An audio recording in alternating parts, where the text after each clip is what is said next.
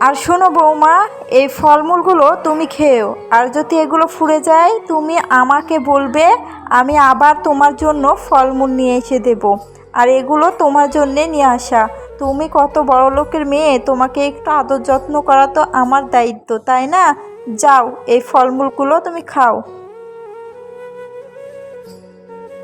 ছোট বউ, আজকে কি তুমি একটু রান্না করতে পারবা? কেন?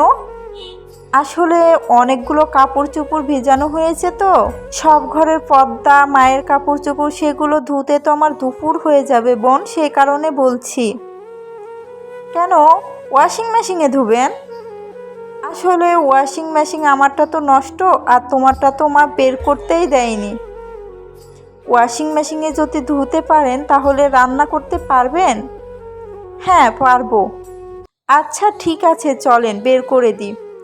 আর ভাবি শোনেন, এখানে কিছু খাবার আছে, এগুলো আপনি খায়েন।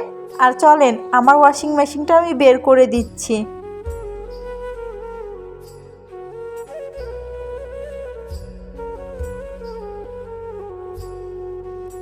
কি ব্যাপার, ওরা কি করে দেখি তো। ছোট বউ, ওখান থেকে কিছু বের করবে না, ঘরে এসো।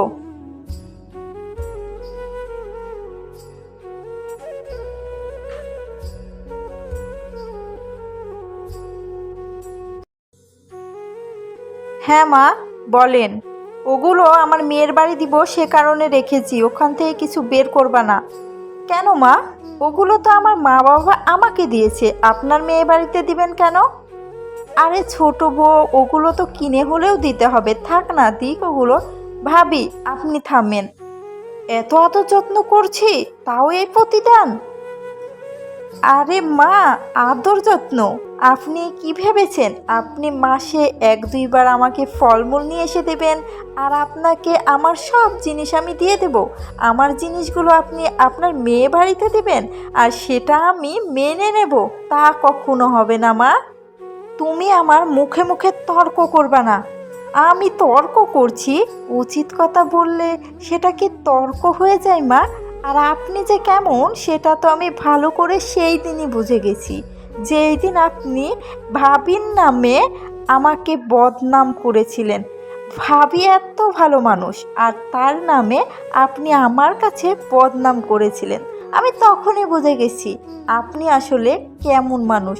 আচ্ছা, তোমার জিনিস তুমি যা ইচ্ছে করো, যাও এখান থেকে, তুমি যাও। হ্যাঁ মা, অবশেষে আপনি তো বুঝতে পেরেছেনই, আমার জিনিস আমি যা ইচ্ছে তাই করব। আর ভাবি আপনি শুনেন, চলেন আপনাকে আমি ওয়াশিং মেশিনটা বের করে দিই। আর ভাবি শুনেন, আমি কামচুন্না হতে পারি কিন্তু স্বার্থপর নয়, আর আমি উচিত জবাব দেওয়ার সাহসটুকু রাখি। আর আপনি তো অনেক ভালো মানুষ, আপনার সাথে আমি কখনো খারাপ কিছু করব না, ভয় পায়েন না ভাবি, চলেন।